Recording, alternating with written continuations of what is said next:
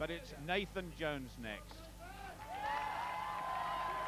The Australian, perfectly built for this event, tall and rangy, and he can't wait to get started.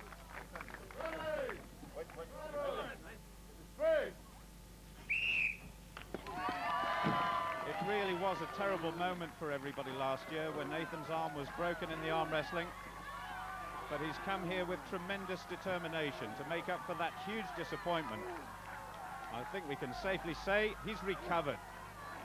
He's well down the course. This is a very fast time. Jones making the best possible use of his massive physique. He's going to take Magnussen's time apart. 44.06, that is unbelievable. Jones is back, and back in a big way. The end of event 1, and Magnus already takes a back seat to the mighty Mega Man Nathan and Jorma, the dark horse from Finland. Nathan now going out to join Jorma. He won't be moving as fast as that in a couple of minutes. Both men looking relaxed though. Here we go. And both of them looking quite dainty through the water. It's a little easier in some ways when you know exactly what you've got to beat. If both men can carry 5 inside 2 minutes, Magnus will finish third yet again. And Jorma it is who gets away fast. Nathan just behind the fin. The tide really is coming in quickly. Good job, Nathan is knocking on for 7 feet tall. Jorma a mere 6 feet 3 inches. Oh, Nathan nearly destroyed the platform throwing that barrel onto it.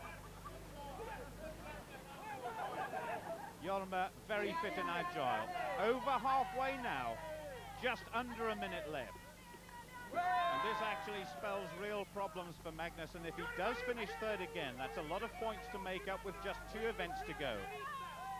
Jorma is still in the lead. It looks as though he's really slowing up now. He's carried 8 Philippa so far, and that's a lot of weight. If anything, Nathan is catching up a little. Now, Yanaho has finished 4 barrels faster than Magnus, and so has Nathan. So Magnussen definitely finishing down in third place in this event. But look at this, the Australian catching Yanaho. Both men now on the last barrel. Can Nathan Jones catch Yanaho? He can catch him. He is catching him. They're so close to the finish now.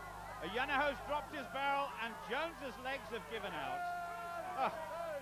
There's the finish of the contest. What a marvellous contest it was. Both men exhausted. Yanaho wins it. So Nathan and Jorma monopolising places 1 and 2, and surprisingly Magnus is third twice in a row. New meaning. A crowd is gathering, all inspired by the tortuous equipment, ready for the squat.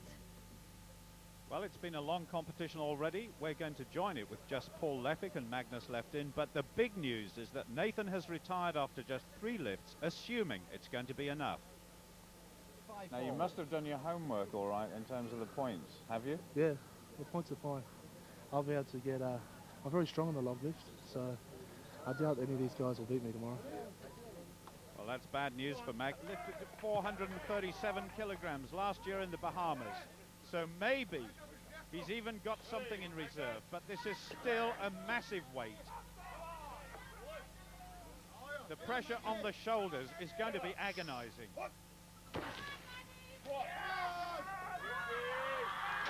Oh, this is a very big lift indeed, and Lepic has to do it all again, and it's delight for Iceland. 425 kilograms now. If Paul fails this one, Magnus will get his first victory. But I tell you what, the Canadian has done Magnus a huge favour, putting himself between Magnussen and Yanaho and Jones. Oh, no success this time, but certainly Paul's best performance so far, and second place. An event full of reversal of fortune for everyone, and Magnus proving once again that he works best under pressure. Well, Jones said he was good at this, and he's going to need to be. Magnus, a fantastic effort. 14 in total, and Nathan and Jorma to go. Is it going to be enough? I wouldn't bet on it.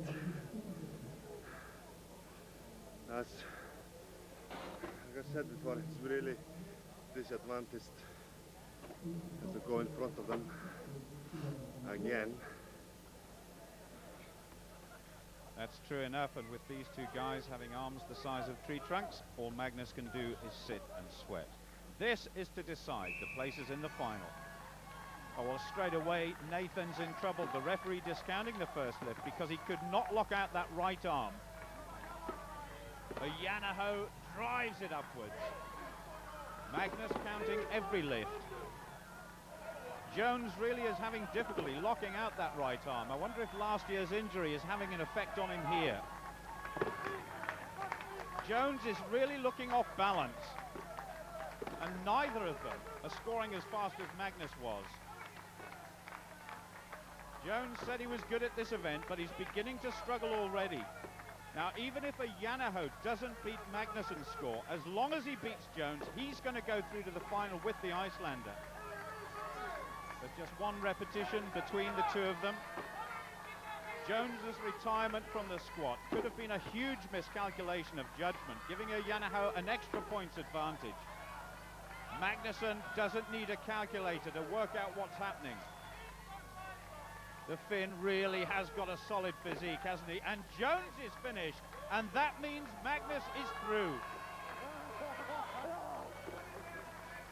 Yanaho is close to the target, but he's going to run out of time. He gets second place, but the big story is that the defending champion has made it. Oh, and Jones is not best pleased. He's on his way home. Well, despite Nathan's predictions that no one could beat him, Magnus explodes into first place, and Jorma's steady strength gives him another second.